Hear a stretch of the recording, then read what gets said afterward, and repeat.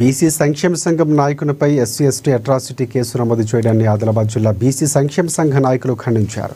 గత సంవత్సరం బీసీ నాయకుడు ప్రశాంత్ ఫోన్ ఒక వ్యక్తి దొంగిలించడంతో ఇద్దరి మధ్య మనస్పర్ధలు వచ్చాయని, దీంతో బీసీ నాయకునిపై అనవసరంగా అట్రాసిటీ కేసు పెట్టి వేధిస్తున్నారని, ఇది తగదని చెప్పారు. అందరూ సోదర భావంతో మెలగాలని, ఇంత పెద్ద కేసులు పెట్టేంత వరకు వెళ్లకూడదని కోరారు.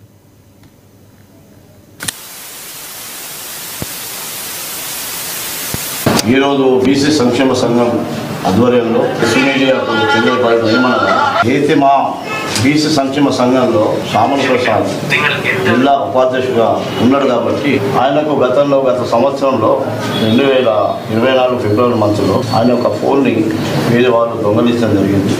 ఆ దొంగలించడం ద్వారా వాళ్ళకు మనస్పర్ధలు వచ్చి వాళ్ళు ఏం చేసుకుంటే వాళ్ళు చేసుకొని ఒక కేసు నమోదు పోలీస్ స్టేషన్లో. ఆ కేసుల ద్వారా ఫోన్ గల్లత్ అయిపోయింది.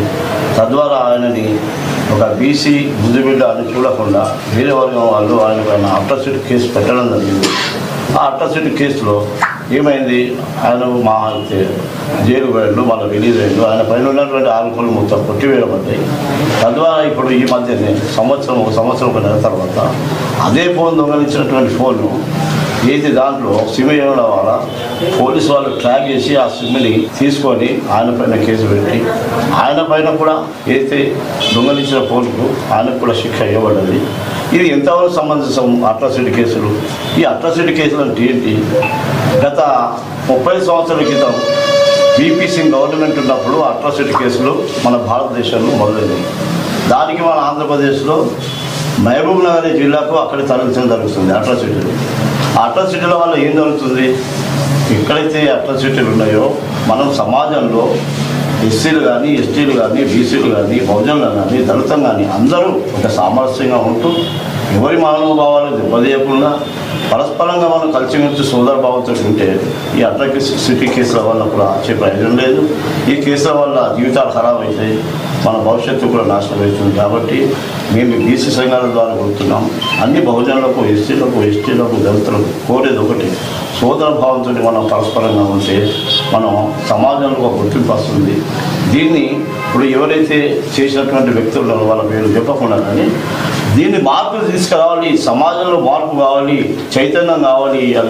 యువకులు ఏదో చెడుదగున పోతున్నారు, ఆ మార్గంలో ఓనియకుండా సమాజంలో వాళ్ళకు మంచి గుర్తింపు కావాలి. పోలీసు యంత్రం కూడా ఈరోజు పకడ్బందీగా అన్ని ఏదైతే మాఫియా ఉందో, ఏదైతే పిల్లలకు చెడు అలవాట్ల పైన దాన్ని అవగాహన కల్పిస్తూ వాళ్ళు చెడిపోకుండా చూడాలని ఇప్పుడు గాంజా కానీ, అఫీమ్ కానీ, చెరస్ కానీ ఇవన్నీ ఉన్నాయి. దీనివల్ల ఏమైతే కొట్లాడైతే ఏదో మర్డర్ కూడా అయితే అవి కాకుండా అట్రాసిటీ కేసు పెట్టకుండా మేము అయితే ఈరోజు ప్రెస్ మీడియా ద్వారా చెప్తున్నాం. సోదరులారా, మీరు కూడా మాకు సోదర అంకిత భావంతో ఏదైతే ఉన్నదో ఇప్పుడు ఆయన కూడా జైలుకు పోతే ఆయన యొక్క పరిస్థితి ఉంది, వాళ్ళ ఇంట్లో కూడా బాధపడుతున్నారు, వాళ్ళు కూడా రోడ్డు మీద వచ్చే ప్రమాదాలు ఉంది. కాబట్టి సమయం పాటించి సమన్వయంతో మనం అందరం బీసీలు అందరం అన్ని